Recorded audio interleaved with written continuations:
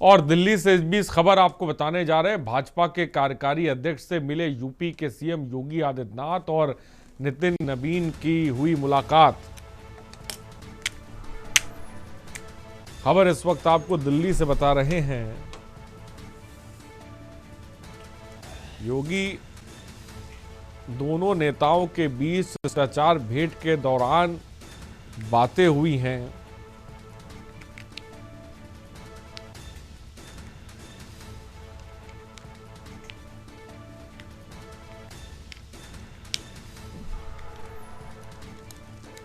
खबर इस वक्त आपको बता रहे हैं।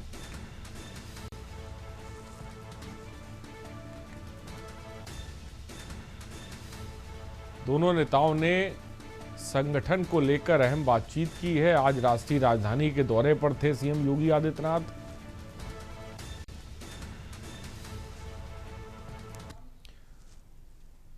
और खबर दिल्ली से। उत्तर प्रदेश के माननीय मुख्यमंत्री योगी आदित्यनाथ ने नई दिल्ली स्थित माननीय केंद्रीय गृह एवं सहकारिता मंत्री श्री अमित शाह के आवास पर शिष्टाचार भेंट के दौरान दोनों नेताओं के बीच विभिन्न सांसायिक एवं प्रशासनिक विषयों पर चर्चा हुई।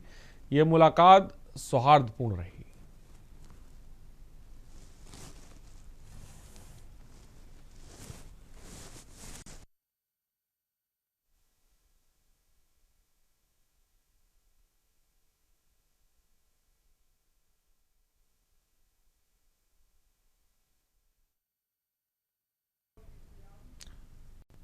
फरीदाबाद की संजय कॉलोनी में 16 वर्षीय युवक की पीट कर हत्या करने का मामला सामने आया। घटना बीती 30 दिसंबर की है, जहां मामूली कासूनी को लेकर कुछ लोगों ने रवि को इतना पीटा कि वो बेहोश हो गया, जिसको परिजन एक निजी अस्पताल लेकर गए, जहां लगातार 6 दिन के उपचार के बाद कल उसने दम तोड़ दिया। इस मामले में पुलिस ने कार्रवाई करते हुए 2 आरोपियों को पहले ही पकड़ लिया था।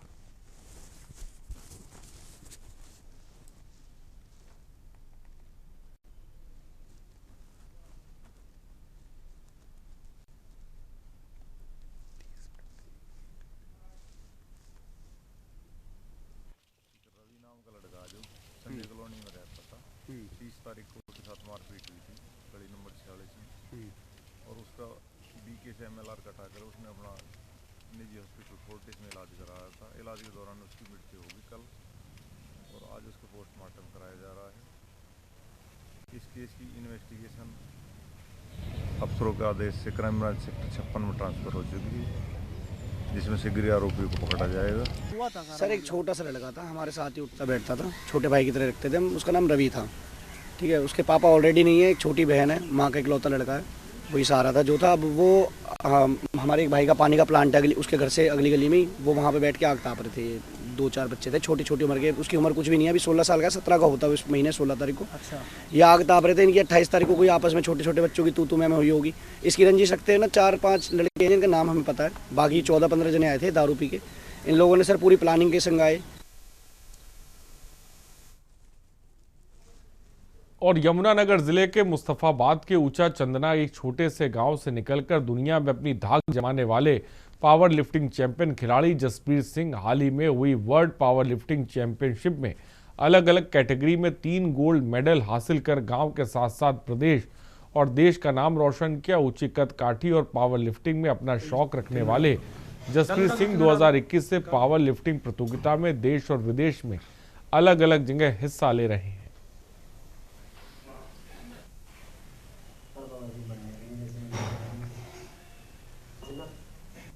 ये तो खुशी तो बहुत है जी। मैं जब भी ये पावर लिफ्टर का शौक रखता है तो मैं इसकी शौक पूरा कर रहा हूँ। थोड़ी थोड़ी ज़मीन बेच के, पहले भी मैंने ज़मीन बेची, अब भी मैं ज़मीन बेच के इसका शौक पूरा कर रहा हूँ। लेकिन हमारे को चाहिए भाई गवर्नमेंट हमारा कुछ ना कुछ करे, इसको या डाइट का खर्चा दे या इसको कहीं जॉब दे, सरकारी जॉब होनी चाहिए। तो मैं एक गरीब किसान हूँ, मैं अपनी ज़मीन बेच बेच के इसको गेम खिला रहा हूँ। इसको शौक है गेम खेलने का, लेकिन हमको चाहिए भाई कुछ ना कुछ हमारी मदद करे गवर्नमेंट। खर्चा तो बहुत आ रहा है जी, अब क्या बताएं जी आपको, वो खर्चा तो बहुत आ रहा है। ज़मीन बेच बेच के तो मैं इसको ऊपर दे रहा हूँ, इतना बड़ा तो जिम्मेदार मैं अभी नहीं। एक्सपीरियंस ये रहा सर, मैं 2020 से मैं अपनी पावर लिफ्टिंग की ट्रेनिंग कर रहा हूँ। तो सबसे पहले मैं स्टेट खेला, डिस्ट्रिक्ट खेला था, फिर स्टेट, फिर नेशनल, 2 बार नेशनल खेला हूँ, उसमें भी गोल्ड आए हैं मेरे सारे। टोटली मैं गोल्ड मेडल में ही रहा हूँ। अब हमारी कल्पना चावला ऑडिटोरियम में गेम हुई थी, हमारी वर्ल्ड पावर लिफ्टिंग चैंपियनशिप। उससे पहले हमारी इंटरनेशनल चैंपियनशिप हुई थी, वो हुई थी दुबई में। तो मेरा वहाँ पे दुबई में भी गोल्ड आया था 2022 में। तो अब फिर कल्पना चावला ऑडिटोरियम में 27 कंट्री आई थी, जिसमें 27 कंट्री में भाग लिया था। तो इसमें भी मेरा अपना वेट कैटेगरी और स्ट्रॉन्ग मैन में मेरा गोल्ड मेडल आया है। और खबर चंडीगढ़ से। हरियाणा के पूर्व मुख्यमंत्री भूपेंद्र सिंह हुड्डा से मुलाकात के बाद राव नरेंद्र ने हरियाणा की जनता को नववर्ष की हार्दिक शुभकामनाएं दी। इस दौरान उन्होंने बताया कि 2 अहम बैठकों का आयोजन किया गया। पहली बैठक में पंचकुला, अंबाला और सोनीपत नगर निगम के आगामी चुनाव को लेकर चर्चा की गई, जिसमें पार्टी को जमीनी स्तर पर मजबूत करने और चुनाव से पहले कमेटियों के गठन पर निर्णय लिया गया।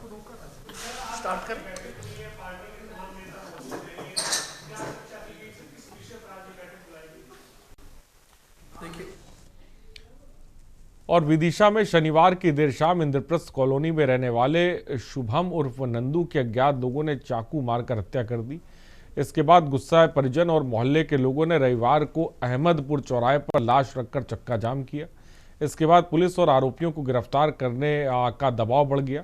पुलिस अधीक्षक रोहित कसवानी के निर्देश पर इस पूरे मामले की जांच करने के लिए 20 टीमें बनाई गई हैं।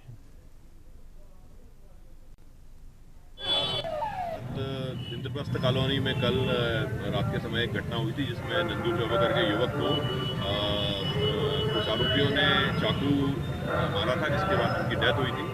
हत्या का एक गंभीर प्रकरण हुआ था, जिसमें कल पुलिस की टीमें हम लोग सभी पहुंचे थे स्पॉट पे। हमने फिंगरप्रिंट FSL हमारी सारी टीमों ने लग के उसमें कार्रवाई की थी। और पूरी हमारी 5 गिरफ्तारी टीमें, जिसमें विभिन्न अधिकारी थे, अलग अलग जगहों पे गई और सभी आरोपियों को हमने घेरना शुरू किया। सभी आरोपी अपने अपने घरों से फरार थे और टेक्निकली हम लोगों ने सबको पकड़ने के लिए पूरी जो योजना बनाई, उसके बाद हमारी टीमें गई तो उसमें सफलता मिली है। और इसमें सभी आरोपी नामजद हो गए हैं, कुछ आरोपी पूछताछ में लिए गए हैं, कुछ संदिग्ध पूछताछ में लिए गए हैं और बहुत जल्दी इस पूरे मामले का खुलासा भी होगा, सख्त कार्रवाई इसमें की जाएगी। खबर जबलपुर से, जहां कंटकी स्थित प्रज्ञा धाम के पास दर्दनाक हादसा होने से हड़कंप है। कंटकी दमोह रोड पर पहाड़िया गांव निवासी युवक हादसे का शिकार हो गया, जिसकी मौके पर मौत हो गई। पीड़ित युवक मैच देखने कंटकी पहुंचा था। सूचना मिलते ही पुलिस मौके पर पहुंची और शव को कब्जे में लेकर पोस्टमार्टम के लिए भेजा। आपका क्या नाम? दौलत सिंह जी। आपके कौन थे? भाई के कहाँ के रहने वाले हैं? फर्ज के। तो ये कहीं जा रहे थे, आपको पता है क्या? नहीं। कहाँ पे हुआ एक्सीडेंट पूरा, आप बताएंगे? जी, प्रज्ञा धाम के पास। ये करीबन 3:30-4 बजे की घटना है। ये पुलिस को सूचना मिली कि सैयद बाबा मजार और प्रज्ञा धाम जो मंदिर है, उसके जस्ट बीचों बीच उत्तम लोधी पिता बहादुर लोधी, जो मोटरसाइकिल से दमोह तरफ जा रहा था, इसकी एक ट्रक चालक ने एक्सीडेंट कर दिया, जिसकी मौके पर मृत्यु हो गई है। जिसकी कार्रवाई हेतु स्टाफ वहां पहुंच गया है और उसकी कार्रवाई चल रही है। मैडम, मैं सुना है कि ट्रक वाले ने खुद आके सरेंडर किया, ऐसा कुछ क्या है? हाँ, ट्रक वाला वहाँ घटना करके ये थाने के आगे निकल गया था, जो स्टाफ द्वारा उसका पीछा किया गया और ट्रक को थाने में लगवाया गया। और खबर हजारीबाग से, जहां सदर विधायक प्रदीप प्रसाद ने सदर अस्पताल पहुंचकर व्यवस्थाओं का जायजा लिया। उन्होंने अधिकारियों को मरीजों और तीमारदारों को सरकार की मंशा के अनुरूप स्वास्थ्य सेवाओं का लाभ मुहैया कराने के निर्देश दिए। शासन के निर्देशों का अनुपालन न करने वालों के खिलाफ कठोर कार्रवाई की चेतावनी भी दी।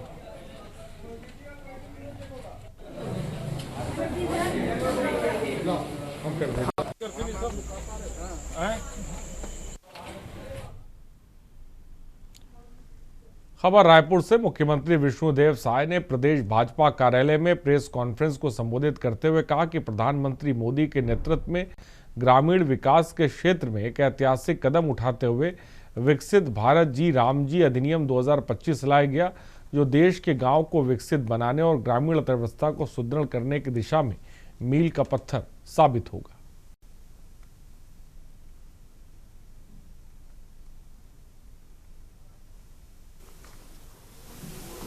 आज के प्रेस वार्ता में उपस्थित इलेक्ट्रॉनिक्स मीडिया और प्रिंट मीडिया के सभी बंधुओं का मैं हृदय से स्वागत करता हूं, अभिनंदन करता हूं और साथ ही साथ आज के इस अवसर में हमारे प्रदेश के उपाध्यक्ष श्री जगन्नाथ पानीग्राही जी उपस्थित हैं। हमारे महामंत्री द्वय श्री यशवंत जैन, श्री अखिलेश सोनी जी दोनों उपस्थित हैं। हमारे प्रदेश के कोषाध्यक्ष राम गर्ग जी उपस्थित हैं। हमारे रायपुर उत्तर के विधायक श्री पुरंदर मिश्रा जी उपस्थित हैं। और बलरामपुर में सोशल मीडिया के जरिए समाज में वैमनस्य फैलाने का गंभीर मामला सामने आया। आरोप है कि एक युवक ने दूसरे समाज की युवती और उसके परिजनों के खिलाफ अभद्र भाषा और गाली गलौज का इस्तेमाल करते हुए आपत्तिजनक संदेश एक ग्रुप में साझा कर दिया। घटना के बाद संबंधित समाज के ग्रामीणों में भारी आक्रोश है। ग्रामीणों का कहना है कि इस तरह की हरकत सामाजिक सौहार्द को नुकसान पहुंचाती है।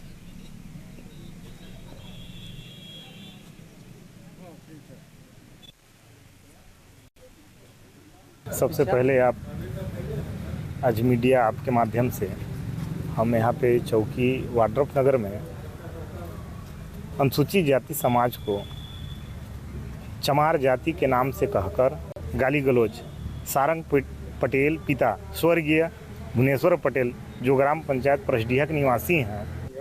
मैं ये कहना चाहूँगा भैया, सबसे पहले मेरा नाम है मोरेलाल दोहरे। मैं जिला युवा अध्यक्ष हूँ रविदास समाज का। मैं वीडियो के माध्यम से, रिकॉर्डिंग के माध्यम से सुना कि वो लड़का पटेल जो चुनौती दे रहा है कि जाओ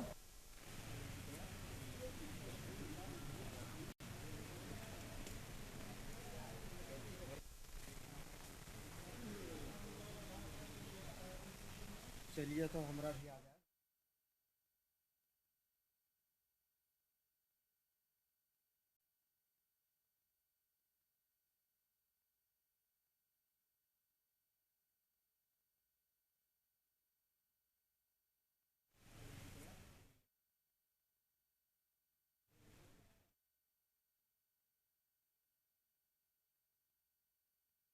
और कर्नाटक के बेलगावी जिले के चिकोडी शहर में विराट हिंदू सम्मेलन के तत्वाधान में विशाल पदयात्रा रैली के साथ भव्य हिंदू सम्मेलन का आयोजन किया गया। सम्मेलन में बड़ी संख्या में लोगों की भागीदारी देखने को मिली। इससे पूरे क्षेत्र में खासा उत्साह रहा। सम्मेलन में वक्ताओं ने हिंदू समाज की एकता, अधिकार और संगठन पर जोर दिया। भारत भूमि हम सबकी मातृभूमि,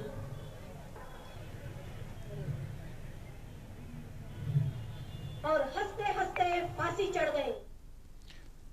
और कर्नाटक के बेलगावी जिले के अथनी में डीसीसी बैंक कामगार यूनियन के अध्यक्ष निगप्पा कनेरावर ने विधायक लक्ष्मण सवदी और उनके बेटे चिदानंद सवदी पर गंभीर आरोप लगाए। निगप्पा का कहना है कि बातचीत के लिए बुलाने के बाद उन पर जानलेवा हमला किया, जिससे उन्हें गंभीर चोटें आईं। आरोप है कि विधायक के घर पर बिना किसी बहस के अचानक हमला किया गया, जिससे उनके सिर में गंभीर चोटें आईं।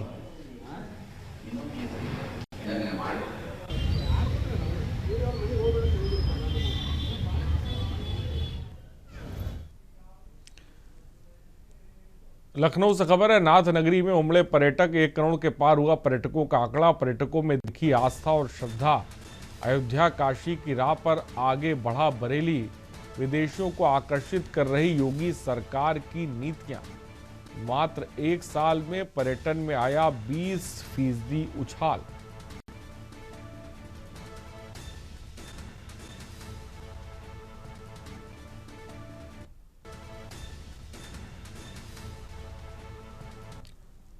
लखनऊ से खबर है, दिसंबर 2025 में सूबे के राजस्व संग्रह में बड़ी वृद्धि। दिसंबर में कुल आपको बता दें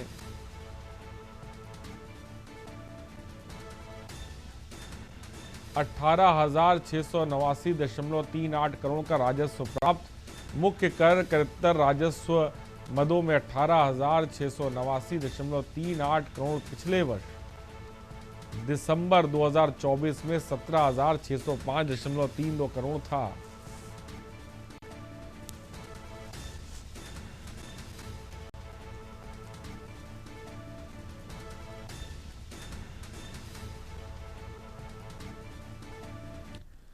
लखनऊ से खबर है, सूबे की राजधानी में दिखा रफ्तार का कहर। एसएचएम कॉलेज के पास हुआ भीषण सड़क हादसा। हादसे में युवक सहित 3 भैंसों की मौत हो गई।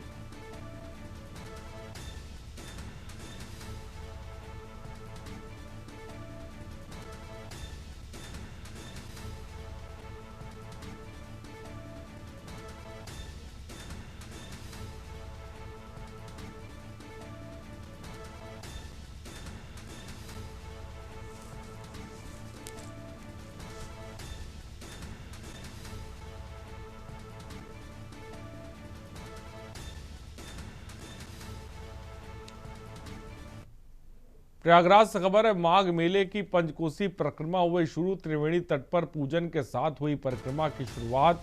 अकबर के शासनकाल में बंद हुई थी पंचकोसी परिक्रमा। योगी सरकार द्वारा वर्ष 2019 में पुनर्जीवित हुई परिक्रमा अखिल भारतीय अखाड़ा परिषद की अगुवाई में शुरुआत की गई है। 5 दिन जारी रहेगी पंचकोसी परिक्रमा।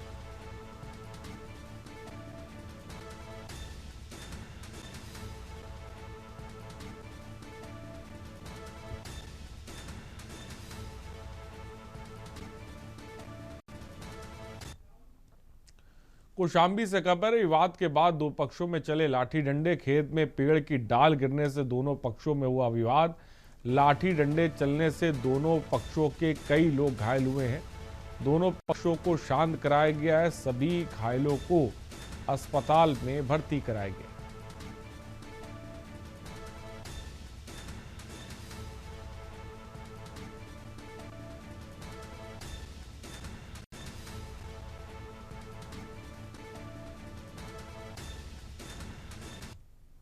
और हापुड़ से खबर है, बेखौफ दबंगों ने होटल में घुसकर मचाया तांडव। निहत्थे होटल संचालक की जमकर पिटाई। होटल के कर्मचारी के साथ मारपीट। करीब आधा दर्जन दबंगों ने लात घूंसों के साथ मारपीट की है।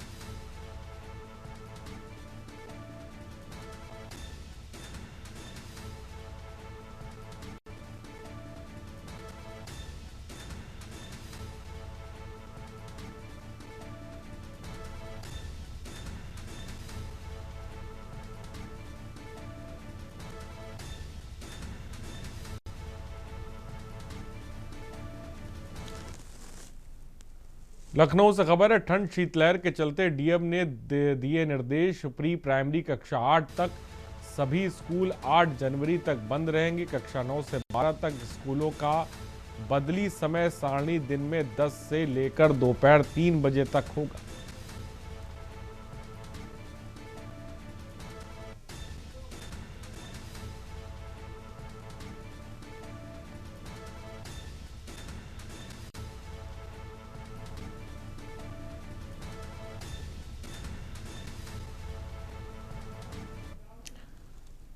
हरदोई में सीएनजी गैस ट्रक में रिसाव। सीएनजी गैस ट्रक में रिसाव से अफरा तफरी मची। घटना की जानकारी पुलिस को हुई है। सीतापुर हाईवे पर यातायात बंद किया गया। यातायात बंद होने से कई किलोमीटर लंबा जाम लगा।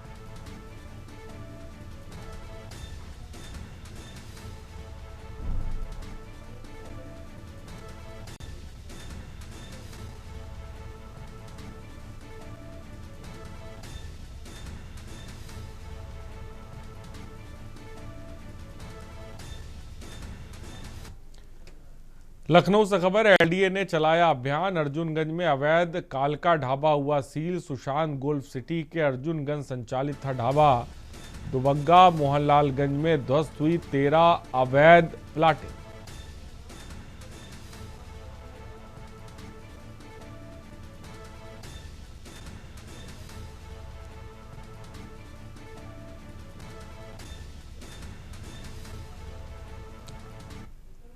लखनऊ से खबर है, मुख्यमंत्री योगी आदित्यनाथ करेंगे प्रेस वार्ता। विकसित भारत जी रामजी बिल पर करेंगे बातचीत। मंगलवार दोपहर 12 बजे होगी सीएम योगी की प्रेस वार्ता। लोक भवन में आयोजित होगी सीएम योगी की प्रेस वार्ता।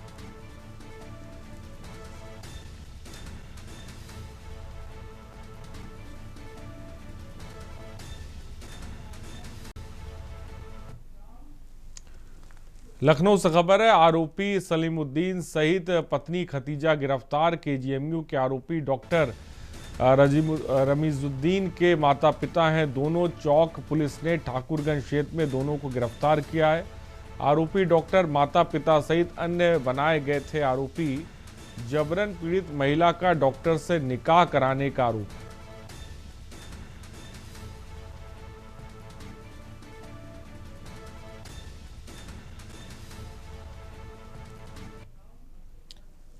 खबर लखनऊ से। उत्तर प्रदेश हिंदी संस्थान के निराला सभागार में समाजसेवी वरिष्ठ पत्रकार पंडित जगदीश नारायण मिश्र की 22वीं पुण्यतिथि पर आदि नगरी लखनपुरी विषय पर व्याख्यान एवं काव्य गोष्ठी का आयोजन किया गया। इस अवसर पर वैज्ञानिक डॉक्टर चंद्रमोहन नौटियाल और आकाशवाणी लखनऊ के कार्यक्रम प्रमुख सूरज तिवारी को प्रेरक सम्मान 2026, जबकि वरिष्ठ चिकित्सक डॉक्टर अभिषेक कुमार मिश्र एवं मीडिया कर्मी प्रणव अग्निहोत्री को प्रेरक युवा सम्मान 2026 प्रदान किया गया।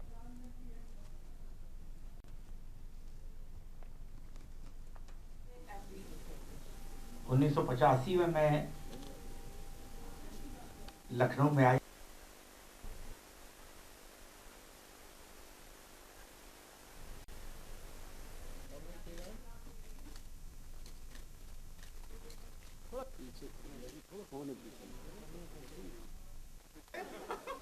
और उनकी स्मृति में आज ये कार्यक्रम यहाँ पर किया गया।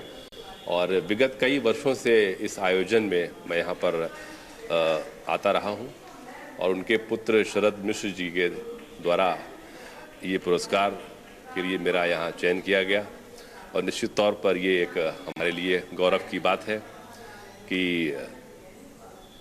विभिन्न क्षेत्रों में जो लोग काम कर रहे हैं ऐसे लोगों को चयनित किया जाता है हर वर्ष। और मुझे युवा प्रेरक सम्मान के लिए मेरा चयन हुआ। इसके लिए मैं सभी स्मृति संस्थान का आभार व्यक्त करता हूँ। जो भी मेरा योगदान रहा है एज चिकित्सक के तौर पे, जो भी ज़रूरतमंद नीडी पेशेंट्स आते हैं सिविल हॉस्पिटल में, मैं सिविल हॉस्पिटल में एज ए कंसल्टेंट फिजिशियन हूँ मेडिसिन डिपार्टमेंट में। और जो भी मैक्सिमम मैं अपना दे सकता हूँ उनकी सेवा के लिए वो सब मैं करता हूँ। ये पंडित जगदीश नारायण मिश्र जी की स्मृति में हर साल हम लोग ये कार्यक्रम आयोजन करवाते हैं। इसमें प्रेरक सम्मान और प्रेरक युवा सम्मान देते हैं। इस कार्यक्रम का आयोजन हुए कम से कम आज 22 साल हो गए और निरंतर ये प्रक्रिया चल रही है। पंडित वचनेश त्रिपाठी जी को प्रथम पुरस्कार मिला था और अब इस क्रम को आगे बढ़ते हुए आज ये दिया जा रहा है। साथ ही आज एक चर्चा गोष्ठी भी है जिसका विषय है आदि नगरी लखनपुरी। और उसके बाद हमारे इस कार्यक्रम में वरिष्ठ आदरणीय श्री दिलीप अग्निहोत्री जी, स्वांत रंजन जी जैसे कई सारे प्रमुख हस्तियां हमारे कार्यक्रम में आई हैं। और इसके बाद एक कवि सम्मेलन का आयोजन भी इस कार्यक्रम में होगा। हाँ, आज का कार्यक्रम बहुत अच्छा कार्यक्रम है। आदि नगरी लखनपुरी के ऊपर है, जिससे कि हमें हमारी संस्कृति के बारे में या फिर हमारे इतिहास के बारे में कुछ मिथ्याएं हैं उनको सही से समझने के लिए एक कार्यक्रम आयोजित हुआ था। और मुझे बहुत खुशी है कि इसमें मुझे सम्मानित किया गया और मैंने अपनी बात को भी रखा। और ये हमेशा होता रहे।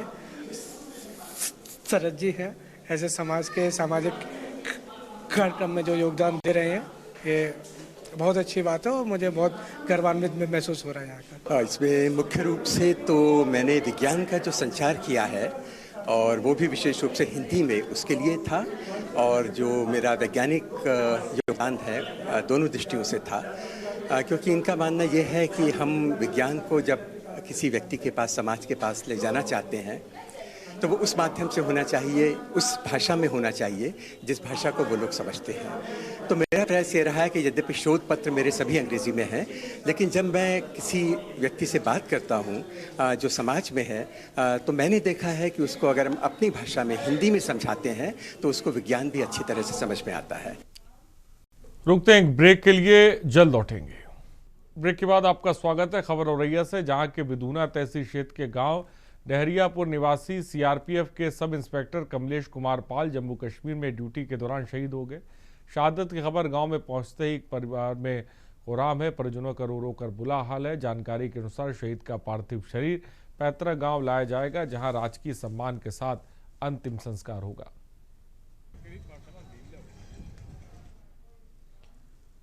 खबर अमरोहा से, जहां बछरायू थाना क्षेत्र में गांव मलेशिया में अवैध पटाखा फैक्ट्री में भीषण ब्लास्ट हुआ।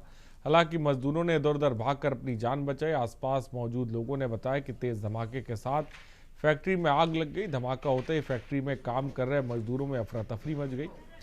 फिलहाल सूचना मिलते ही फायर ब्रिगेड की टीम मौके पर पहुंची, आग पर काबू पाया।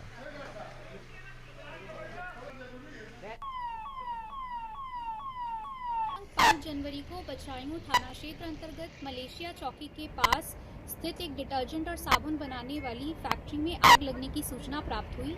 सूचना प्राप्त होते ही पुलिस और अग्निशमन विभाग की टीमें मौके पर पहुंची। फायर ब्रिगेड ने तुरंत आग को बुझा लिया। जांच की गई तो देखा गया कि इस फैक्ट्री के पीछे एक कमरे में बच्चों के माचिस वाले पटाखों का भंडारण होना भी पाया गया। प्रकरण में कोई घायल नहीं हुआ है, ना ही कोई जनहानि हुई है। मामले में अभियोग पंजीकृत कर आवश्यक वैधानिक कार्यवाही की जा रही है। कानून एवं शांति व्यवस्था सामान्य है। खबर बलिया से, पूर्वांचल की सियासत एक बार फिर से ठाकुर बनाम ठाकुर की लड़ाई को लेकर गरमाई है। यूपी की राजनीति के दो बड़े नेता एक दूसरे के सामने हैं। इसमें से एक बसपा के इकलौते विधायक उमाशंकर सिंह है और दूसरे योगी सरकार में मंत्री दयाशंकर सिंह। लेकिन इन दोनों नेताओं की चर्चा तब तेज हो गई जब बसपा विधायक उमाशंकर सिंह ने दयाशंकर सिंह पर विकास कार्यों में अड़ंगा डालने और भ्रष्टाचार के गंभीर आरोप जो है वो लगाए हैं। फिलहाल सियासी हलकों में चर्चा तेज है। 31 मार्च के बाद न्यूज से ऊपर आकर के सभी हमारे विकास के कार्य आपको दिखने लगेंगे। लोग चिल्लाते हैं पहले न्यू मजबूत किया जाता है। हमने न्यू मजबूत किया इतने 4 वर्षों के अंदर, लेकिन बहुत सारे लोग, जब मैं विकास की बात करता हूँ तो बहुत सारे लोग उस पर रुकावट पैदा करने का काम करते हैं। उनकी कोशिश होती है कि विकास बलिया में न हो, तो उनके समय में नहीं हुआ तो मेरे समय में भी न हो, इसके लिए षड्यंत्र करते हैं।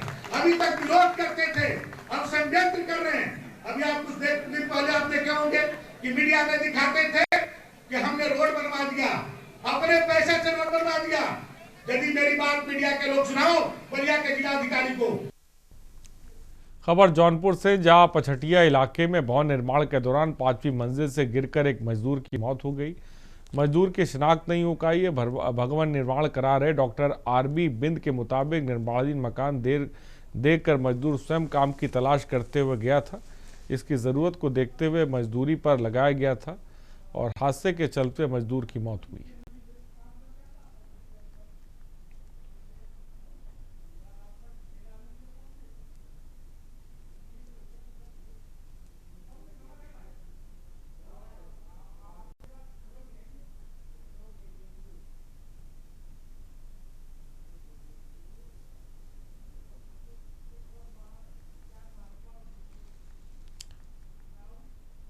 लखनऊ से खबर है, आरोपी सलीमुद्दीन सहित पत्नी खतीजा गिरफ्तार। केजीएमयू के आरोपी डॉक्टर रमीजुद्दीन के माता पिता है दोनों। चौक पुलिस ने ठाकुरगंज क्षेत्र से दोनों को गिरफ्तार किया।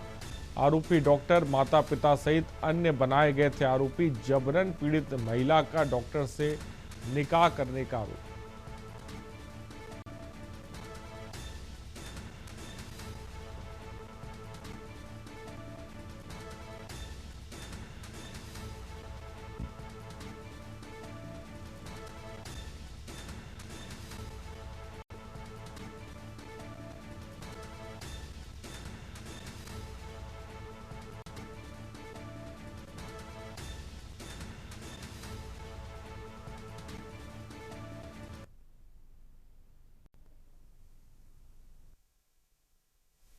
दिनांक 23/12/2025 को केजीएमयू की एक मेडिकल छात्रा ने थाना चौक पर प्रार्थना पत्र दिया, जिसमें उसने आरोप लगाया कि उसके एक सीनियर डॉक्टर जिनका नाम रमीजुद्दीन उर्फ रवीज़ है और जो मूल रूप से खटीमा उत्तराखंड के रहने वाले हैं, उनके साथ गलत कार्य किया। और जब उस मेडिकल छात्रा ने शादी की बात की तो उसके ऊपर धर्म परिवर्तन का दबाव। इस प्रार्थना पत्र पर तत्काल अभियोग पंजीकृत कर इंस्पेक्टर चौक नागेश उपाध्याय को विवेचना सौंपी गई। इस पर विवेचक ने अपने साक्ष्य संकलन के दौरान ये भी पाया कि एक अन्य मेडिकल छात्रा के साथ भी इसी तरह का कार्य रमीजुद्दीन ने किया था। और खबर उत्तराखंड से, खबर डोईवाला से, जहां नगर पालिका में उस समय हंगामा खड़ा हो गया जब नाराज सभासदों ने नगर पालिका परिसर में धरना प्रदर्शन किया। सभासदों ने पालिका अध्यक्ष पर बोर्ड बैठक की अवमानना करने का आरोप लगाया। धरने पर बैठे सभासदों ने कहा कि बोर्ड बैठक की अनदेखी करना लोकतांत्रिक प्रक्रिया के खिलाफ है। मैंने पहले भी अभी बताया था कि हम 12 तारीख को बोर्ड की बैठक हुई थी, हम सभी सभासदों ने उसके बाद बोर्ड अध्यक्ष जी से मिले थे और हमने उनके सामने ये बात भी रखी थी कि जो बोर्ड की बैठक में जो प्रस्ताव रिजेक्ट हुए हैं उन्हें दोबारा उसमें प्रोसीडिंग में ना लाया जाए। देखिए, सभी मीडिया कर्मियों को हम बता चुके हैं, आपको भी वही बता रहे हैं कि हमारी जो बोर्ड बैठक हुई थी 12/11/2025 में, उसमें जो प्रस्ताव सम्मिलित किए गए थे उस प्रस्ताव ऐसे थे कि कई जनहित के मुद्दे हमने कहा थे सर्वोपरि होने चाहिए। पहले जनहित जो मूलभूत सुविधाएं हैं हमारे क्षेत्रवासियों की, उन पर कार्य किया जाना चाहिए, ना कि अन्य चीज़ों पर। उसके उपरांत भी हमने 4 नवंबर को एक लेटर, 4 दिसंबर को एक लेटर माननीय अध्यक्ष और अध्यक्ष महोदय को दिया था कि जो अस्वीकृत प्रस्ताव है अस्वीकृत किया जाए, स्वीकृति न दिखाई जाए उनकी। देहरादून पुलिस ने जानलेवा हमले के मामले में बड़ी कार्रवाई करते हुए डोईवाला क्षेत्र से एक अभियुक्त को गिरफ्तार किया। आरोपी ने अपने साथी के मिलकर सुसवा नदी बाजावाला में अवैध खनन की निगरानी कर रही माइनिंग टीम पर हमला किया था। इस घटना में फ्लाइंग इंचार्ज गोडुलू सुमन घायल हो गए थे। फिलहाल पुलिस ने कार्रवाई कर गिरफ्तार कर लिया है।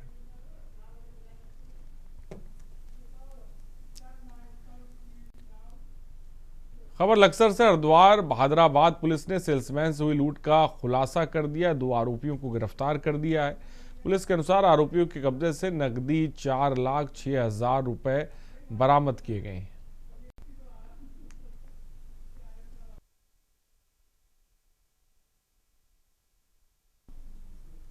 खबर खटीमा से, भारत नेपाल सीमा पर सुरक्षा बलों को बड़ी सफलता मिली। एसएसबी ने खटीमा क्षेत्र के सुंदरनगर में गश्त के दौरान 9 ग्राम स्मैक के साथ एक नेपाली नागरिक को गिरफ्तार किया है। आपको बता दें कि इसी दौरान सीमा चौकी, मेलाघाट एवं उत्तराखंड पुलिस की संयुक्त टीम को सूचना मिली थी, जिसके तहत गिरफ्तार किया गया।